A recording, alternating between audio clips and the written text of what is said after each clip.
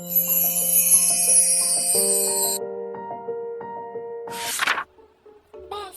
kilala mo ba si Magellan? Tinanong kasi ako ng teacher ko eh. Sino daw pumatay sa kanya?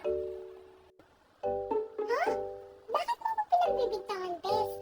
Hindi naman ako pumatay kay Magellan eh. Tsaka hindi ko malala yun. Ba't ko siya papatay eh?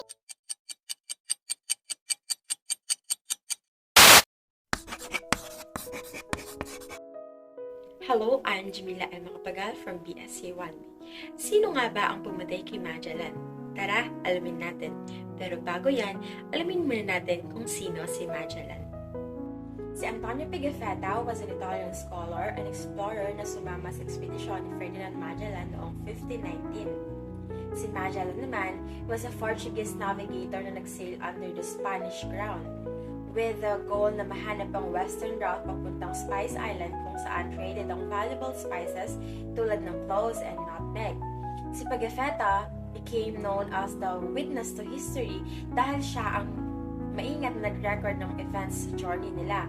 Through his writing, nalaman nila ang tungkol sa voyage ni Magellan, mga places na napuntahan nila, at ang mga cultures ng mga tao na nakasalamuhan nila including the Philippines. His account remained one of the most important sources tungkol sa first circumnavigation. Through his writing, nalaman natin kung ano nga ba talaga ang history ng Pilipinas. Mahalagang pag-aralan ang kasaysayan ng ating bansa dahil nakasalalay dito ang ating kasalukuyan. Hello, my name is Jaymar Al Tolentino from BSA 1B. So today, I will share the beginning of the historic expedition of Ferdinand Magellan based on account of Antonio Pigafetta. Their voyage started on August 10, 1519 from Cebu, Spain. Magellan's main goal, which approved by King Charles, was to find a new route to the Spice Island.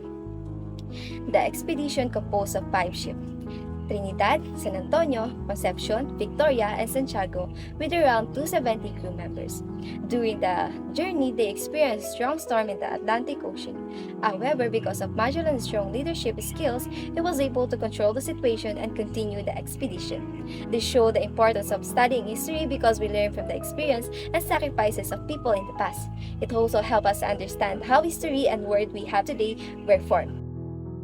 Good day everyone, I am Denise Mucayo from BSA 1B. Ngayon pag-uusapan naman natin ang hardships na naranasan ng expedition ni Ferdinand Magellan mula 1519 hanggang 1522. Habang hinahanap nila ang westward route papunta sa Spice Islands, marami silang naging problema tulad ng mutiny, gutom at sakit.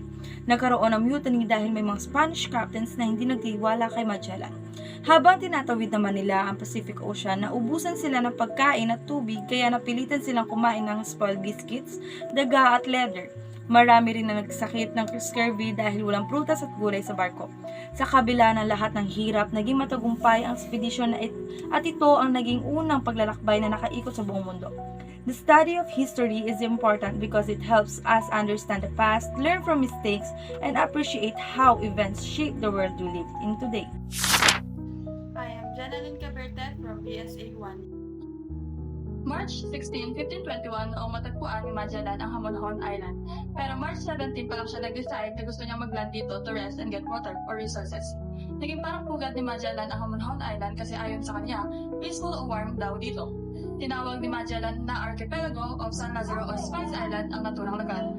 March 18 naman noong na-encounter ni Magellan ang people of Hamonhon o ang mga Zuluans na kinalaunan ay naging kaibigan niya at nakipag-trade siya dito. March 29, nag-decide si Magellan na gusto niya maging kasi-kasi o alay ang hari. At March 31 naman na ginanap ang first ever Catholic Mass sa bansa na ginawa sa Limasawa Island. History is the world's memory. It allows us to travel through time, understand how our present was created, and discover lessons that can help us shape a better future. Hi, I am Aaron Newmol from BSA 1B. Alam nyo ba ang kwento ng Santo Niño de Cebu, itong pagbibinyag kay Datu Umabon, Reynoana at 800 na native Pilipino? Naganap ito noong April 14, 1521. Alam nyo ba na pinalitan ang pangalan ni Datu Umabon ng Carlos at si Reynoana naman ay Don Juana nang mabinyagan sila? Isa ang Cebu sa sentro ng Kristyanismo noon dahil din ito sa matinding devotion ni Reynoana sa pananampalataya sa Santo Niño. Mahalaga ang pag-aaral ng history dahil dito natin malalaman saan tayo nagmula at kung ano ang mga desisyon na dapat nating gawin sa kasalukuyan. Hi, my name is Demat Camacho from BSA 1B. The Battle of Mactan happened on April 27, 1521 nang tumanggi sila mula ng bayan ng Buwis kay Magellan.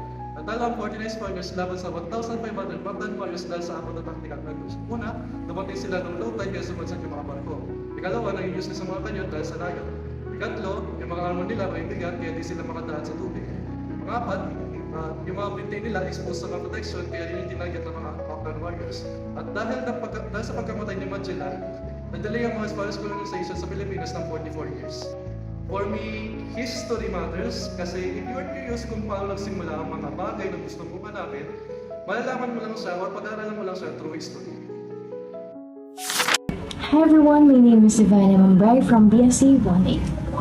Alam niyo ba, women were raped by Magellan soldiers before the Battle of Mactan.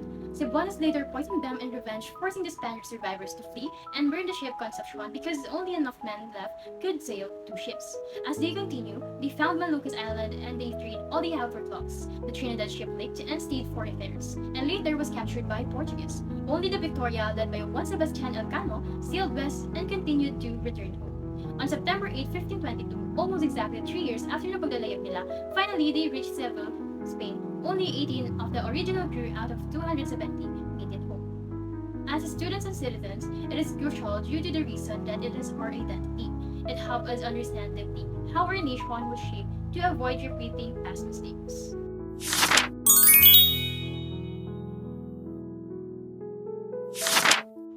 Hi, I'm Janelle Sarmiento from BSA 1B.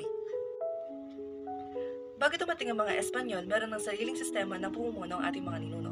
Ang barangay ay isang maliit na pamayanan na pinamumunuhan ng isang datu, ang pinakamataas na pinuno sa lahat ng antas. Kasunod niya ang maharlika, mga mandirigma at ang timawa, ang malalayang mamamayan tulad ng magsasaka at mangingisda. Sa pinakamababang antas ay ang alipin, na may 2 uri, ang aliping na mamahay na may sariling tahanan at aliping sa gigilid na naninirahan sa bahay ng kanilang amo. Ang sistemang ito ay may hahambing sa caste system ng India, kung saan ang katayuan ng isang tao ay nakabatay sa kanyang kapanganakan at antas sa lipunan. History is important because it helps us understand our identity and learn from the past so we can improve and avoid repeating mistakes. I'm Mark Sebastian Rulaksamana from BSA 1B. And did you know that?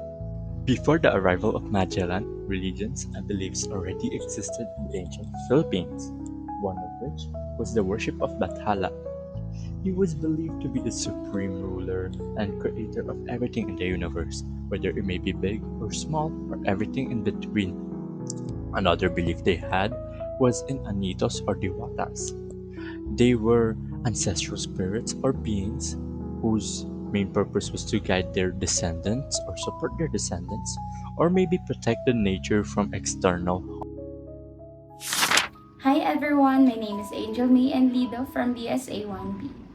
The customs of the Tagalog before the Spanish colonization reflected their simple way of life. It can be shown on the houses they built that are made of bamboo and nipa on stilts. And since the Tagalogs before they lived near rivers and coastal areas, their main sources of livelihood are mainly fishing, farming, and trading, while in their daily life, women usually manages the household chores like weaving, cooking, and taking care of their family, while men, they focus on farming, fishing, and trading. And additionally, the Tagalogs before, they believe in spirits and nature, so rituals and offerings were part of their custom, especially during harvest seasons and celebrations. For me, the significance of studying history is for us to become aware of and gain knowledge about the past that can help us guide in shaping a better future. Hi, hello, I'm Pauline Perez from BSA 1B at alam niyo ba na ang tamang term para sa writing system natin ay baybayin, which came from the root word baybayin ang ibig sabihin ng spell out. Pinangalanan lang ito na alibata ni Paul Versosa base sa Arabic letters na alif, bata, pero in-acknowledge na baybayin talaga ang tawag nila nun. At hindi lang mayaman ang may alam nito bagkus maraming Pilipino ang marunong magbasa at magsulat ng baybayin gaya na lang sa mga letters nila. At ito ay may 14 consonants na pinaparisan ng bawat sound na A at ginagamitan nila ng kudil kung nais nilang palitan ang bawat sound. Nung pagdating naman ng mga Espanyol ay ginamit nila ito sa pagtuturo ng Catholic religion. At sa katunayan, ang doktrina Kristiyana ay may baybayin script at Latinized Tagalog.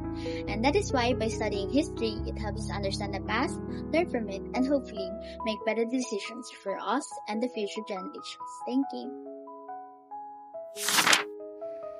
Hello, my name is Zach Jasper Kid Ginocom of BSA 1B. The government system of the Philippines before was a collection of communities called barangay. Barangay came from a Malay word balangay, which means sailboat. About 30 to 100 families settle near the rivers, forming into a range of small villages until the barangay becomes their own state. It was ruled by a dato, a chieftain who rules the community and has the authority over governance, justice, and warfare. This political structure consists of rankings of social classes named Maginoo, Maharlika, Timawak, and Alipin. In some regions, these elements grew that eventually became larger states such as the Rahanate of Cebu and the Sulu Sultanate, and this is why it is important to learn the history. It is because this is where we're going to learn how the people in the ancient times abided in our laws and governance of our state, our country.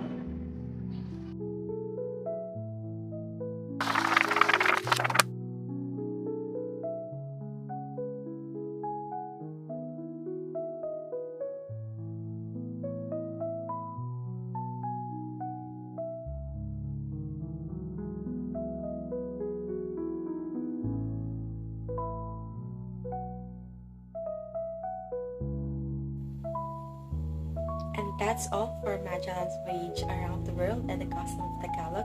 I hope you've learned something from us. Thank you for watching, and please like and subscribe.